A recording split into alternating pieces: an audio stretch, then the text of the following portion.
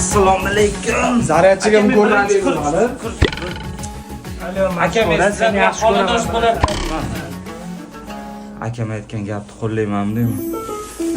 Non olib keldim, qayerga qo'ysam bo'ladi? Telefon qo'y. Endi siz bilan xonadosh bo'lar ekansiz-da. Ana, men qayerga joylashaman? Yo'q-ku. Noying yotdim. Tur abi, ko'rpachadan joy olasiz. Ana, 4 ta kompot ham olib keldim, qayerga qo'yay? Kompot? Mani joyimni bo'shatinglar, divanda o'tasizlar sizlar. Divanda yo'qmi? Ha, ona xavotir olmang, joylashdim. Ovqat yeb oldingmi, bolam? Berib yuborgan narsalaringizdan yeb olaman xoh. Nima deysan? Ha. Do'konga chiqaman, do'kondan narsa olib yeyman deyman. Onaning ko'ngli dalada. Biratishga tur. Nimaga? Kompot tugadi. Nonim bor-ku. Ha, noning bor. Bo'pti, ko'rpachaga o'tib ol tur.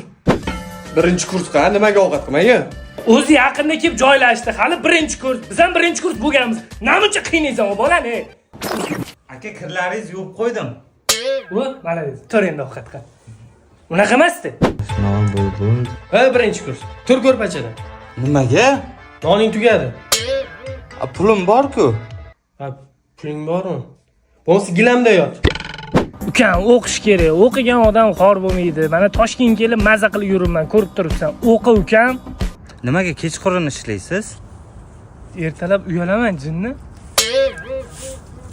Turayman joyimda. Pulim tugadimi? Ha, tugadi. Aya, meni yaxshi sharoitlarda yashashim xohlaysizmi? Xohlayman, bolam. Bo'lmasa 4 ta kompot berib yuboring.